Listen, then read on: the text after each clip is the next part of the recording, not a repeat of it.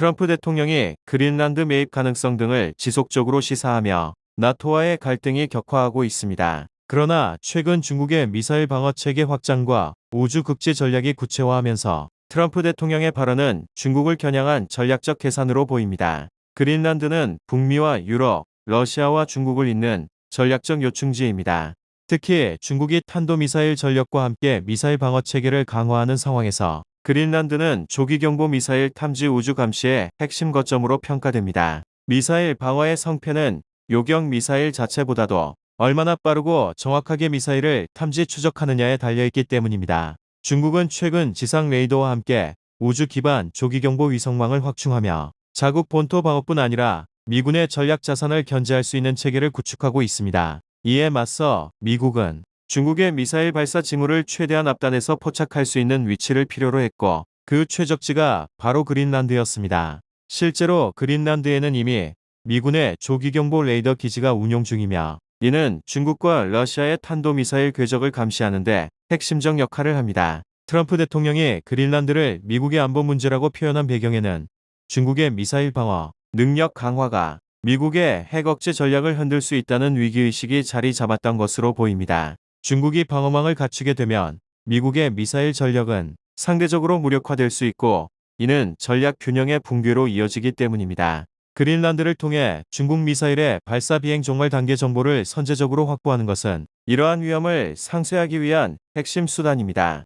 결국 트럼프의 그린란드 구상은 영토 욕심이 아니라 중국의 미사일 방어와 핵 전력 고도화에 대응하기 위한 극지 전략의 일환으로 보입니다. 현지 시각 18일 로이터 통신에 따르면 독일 연방군 소속 정보부대 15명이 독일행 비행기에 탑승해 본국으로 귀환했다고 밝혔습니다. 그린란드 파견 불과 이틀 만의 일입니다. 앞서 트럼프 대통령은 그린란드에 병력을 파견한 덴마크, 노르웨이, 스웨덴, 프랑스, 독일, 영국, 네덜란드, 핀란드 등 8개국에 대해 2월 1일부터 10%, 6월 1일부터 25%의 관세 부과 방침을 밝힌 바 있습니다.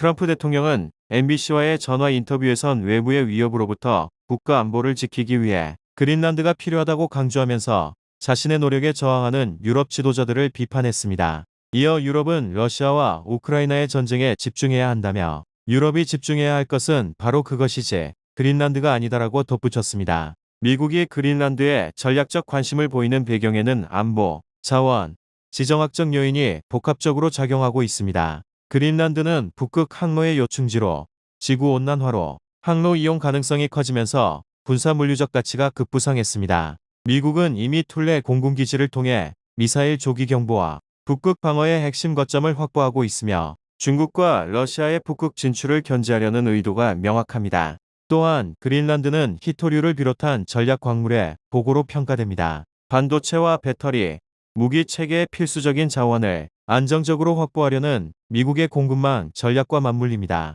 여기에 북극권 영향력 확대를 둘러싼 미중, 러 경쟁이 격화되면서 전략적 중요성도 커지고 있습니다. 미국 전쟁부가 미네소타주의 소요 사태 진압을 위한 트럼프 대통령의 내란법 발동 가능성 시사 이후 알래스카 육군 제11 수사단 산하 2개 보병대대 1,500명의 정규군의 실제 투입 지시가 내려질 것을 대비하라고 명령했습니다. 현지 시각 18일 워싱턴 포스트는 익명의 소식통을 통해 육군이 미네소타 폭력 사태가 악화될 경우에 대비해 이들 부대를 배치 준비 태세에 돌입시켰다고 전하면서 신중한 계획이라고 했습니다. 백악관은 성명을 통해 국방부가 대통령이 내리거나 내리지 않을 모든 결정에 대비하는 것은 통상적인 일이라고 밝혔습니다. 1807년 제정된 내란법은 대통령이 반란이나 폭동 등에 따른 비상상황 진압에 필요하다고 판단할 경우 주정부의 요청이나 동의 없이도 주방위군이나 정규군을 투입할 수 있도록 규정합니다. 이번 사태는 지난 7일 미네소타주 미니애폴리스에서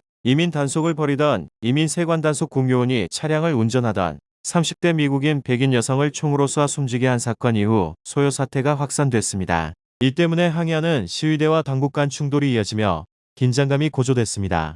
트럼프 대통령은 지난 15일 SNS를 통해 미네소타 정치인들이 IC 요원들을 공격하는 전문 선동가들과 반란 분자들을 멈추지 못한다면 내란법을 발동하겠다고 강력한 경고를 보낸 바 있습니다. 팀월즈 미네소타 주지사는 주방위군에 동원령을 내리고 주요 지점에 병력을 배치했는데 트럼프 대통령이 공수부대 투입을 실제로 지시한다면 군 충돌이 발생할 우려가 나옵니다. 현지 시각 8일 AFP 통신 등에 따르면 트럼프 대통령은 이날 저녁 방송된 폭스뉴스와의 대면 인터뷰에서 우리는 해상으로 미국에 유입되는 마약의 97%를 때려잡았다면서 우리는 이제 카르텔과 관련해 지상 공격을 시작할 것이라고 밝혔습니다. 트럼프 대통령은 카르텔이 멕시코를 운영하고 있다며 멕시코에서 벌어지는 일을 지켜보는 건 참으로 개탄스러운 일이라고 지적했습니다. 그러면서 카르텔은 미국에서 매년 25만 명, 30만 명의 목숨을 앗아가고 있다 강조했습니다. 앞서 트럼프 행정부는 카리브해에서 마약을 운반 중이라는 의혹이 제기된 선박들에 잇따라 공습했습니다. 트럼프 대통령은 우리는 우리나라로 마약이 쏟아져 들어오는 걸 원치 않으며 치욕스러운 역사상 최악의 대통령 바이든 정권에서 4년간 벌어졌던 것처럼 나쁜 사람들이 우리나라로 들어오는 걸 원하지 않는다 강조했습니다. 앞서 트럼프 대통령은 쿠바와 콜롬비아에 대한 군사 개입을 시사했는데 마두로 축출 과정에서 마두로를 지키던 쿠바인이 많이 사망했다고 말하며 쿠바가 스스로 무너질 준비가 된 것으로 보이기 때문에 미국의 군사적 개입이 필요할 것이라고 했습니다. 이어 지난 몇 달간 갈등을 빚어온 구스타보 페트로 콜롬비아 대통령에 대해 트럼프 대통령은 아주 병든 사람이 다스리고 있으며 그는 코카인을 만들어 미국에 팔고 있다며 그는 이를 오래 하지 않을 것이라고 경고한 바 있습니다. 트럼프 대통령이 유엔 산하기관을 포함한 66개 국제기구 탈퇴에 서명하며 미국 우선주의를 전면에 내세웠습니다. 7일 백악관에 따르면 트럼프 대통령은 더 이상 미국의 이익에 부합하지 않는 66개 국제기구에서 미국을 탈퇴하도록 지시하는 대통령 각서에 서명했습니다. 백악관은 트럼프 대통령이 탈퇴 서명한 기구가 구체적으로 어디인지 밝히지 않았으나 이들 기구 중 다수는 미국의 주권 및 경제적 역량과 충돌하는 급진적인 기후 정책, 글로벌 거버넌스, 그리고 이념적 프로그램을 추진한다고 설명했습니다. 트럼프 대통령은 SNS를 통해 힘들고 어려운 시기에 우리나라의 이익을 위해 2027년 국방 예산을 1조 달러가 아닌 1조 5천억 달러, 우리 돈 약 2170조가 돼야 한다고 밝혔습니다. 이어 이는 우리가 오랫동안 누려야 할 꿈이 군대를 구축하고 더 중요하게는 어떤 적이 있더라도 우리의 안전과 보안을 지킬 수 있도록 하기 위함이라고 강조했습니다. 미국의 군사력 확장과 지정학적 재편은 중국과 친중 국가들에게 직접적인 압박으로 작용할 전망입니다. 남중국해, 북극, 중동 해상로까지 미국의 통제력이 강화될 경우 중국의 에너지 수송과 군사적 확장 전략은 제약받을 수밖에 없습니다. 트럼프 대통령은 그린란드를 소유하겠다는 뜻을 내비쳤는데 북극 항로와 대서양, 태평양을 잇는 해상 통제권을 선점해 미국의 해양 패권을 공고히 하겠다는 의도로 해석됩니다. 북극해 접근권을 장악할 경우 중국과 러시아의 해상, 에너지 전략은 구조적 제약을 받을 수밖에 없기 때문입니다. 국제 질서가 다시 군사력 중심으로 재편되는 가운데 미중 간 전략 경쟁은 한층 더 격화될 것으로 보입니다. 미국의 베네수엘라 공습과 마두로 정권 붕괴는 단순한 독재자 제거를 넘어 미중 전략 경쟁의 흐름을 바꾸는 사건으로 평가됩니다. 베네수엘라는 확인된 원유 매장량만 약 3,030억 배럴에 달하는 세계 최대급 산유국으로 미국의 장기 제재 이후 원유 수출과 금융 구조가 중국 중심으로 재편돼 왔습니다. 중국은 베네수엘라 원유의 최대 수입국이자 차관과 인프라 투자를 통해 정권 유지에 실질적 영향을 미쳐온 핵심